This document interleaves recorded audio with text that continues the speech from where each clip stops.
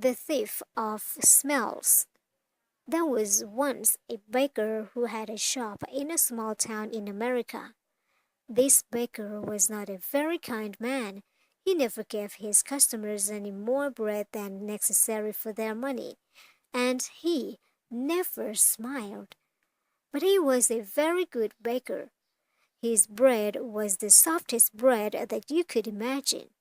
Sometimes customers paid for their bread and started eating it there in the shop.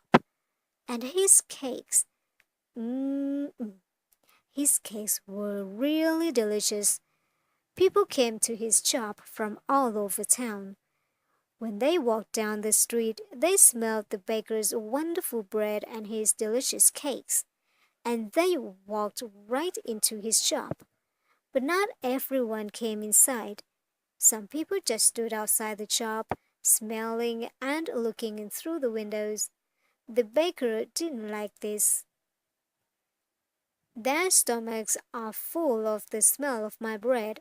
I'm giving them a free lunch, and I get nothing for my hard work, he said to himself. Perhaps there's some way to put this delicious smell in the bottles. Then I can sell them, just like I sell my bread. One winter morning, very early, the baker was in his shop making bread.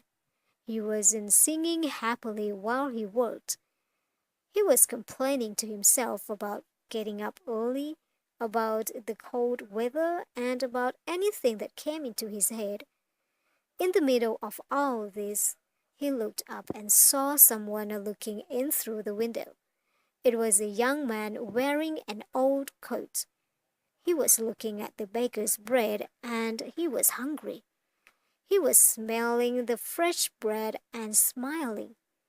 When the baker saw him, he felt very angry. That thief outside my shop has a stomach full of the smell of my bread. It was a free breakfast. I get nothing for my hard work, while he steals my smells. The man didn't move. He just stood there, closed his eyes, and smelled the fresh bread happily. The baker was really angry now. He walked across the shop, opened the door, and shouted at the man, "Pay me!" "Pay you for what?" asked the young man in great surprise. "For the smells that you've stolen," replied the baker. "But I've stolen nothing. I'm only smelling the air. Air is free," said the hungry young man. "It's not free when it's full of the smells from my shop," replied the baker. "Pay me now, or I'll call the police." When the young man didn't pay, the baker took him by the coat and pulled him through the snow to the judge's house. He knocked on the door.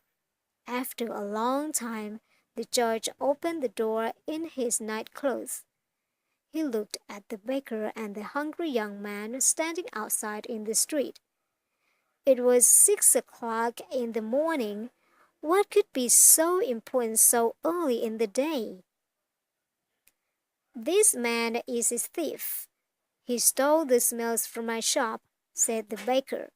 The judge was surprised, but all he said was, "Come in and tell me your story, but first give me time to dress myself."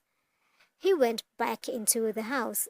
After a few minutes he came back, and he took them inside. They all sat down together round a large table. "All right, tell me everything."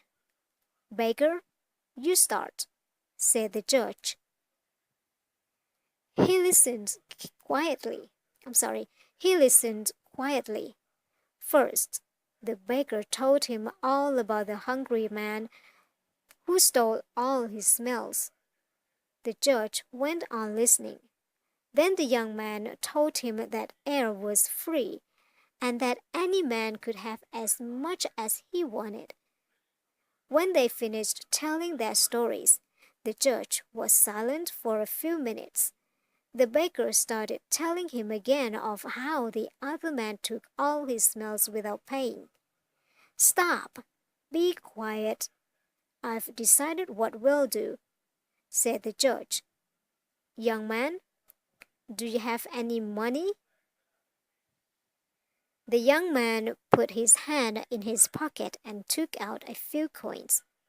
He showed them to the judge and said, Sir, this is all the money that I have in the world.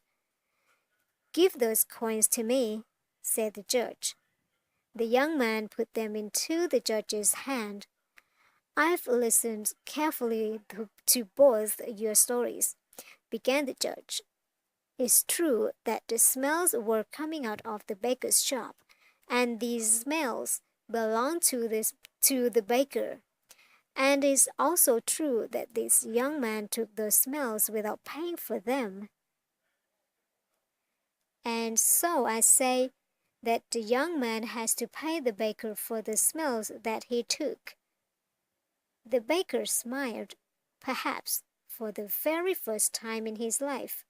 He held out his hand at once for the money, but the judge didn't give him the coins. Baker, listen and listen carefully, he said. He took the coins in his hands and they clinked together. That can pay for the smells, he said to the baker. Give me my coins, sir, said the baker, not smiling any more. No, said the judge. I've decided that the sound of money is the best way to pay for the smell of bread. And with that, he gave the coins back to the poor young man and told him to go home.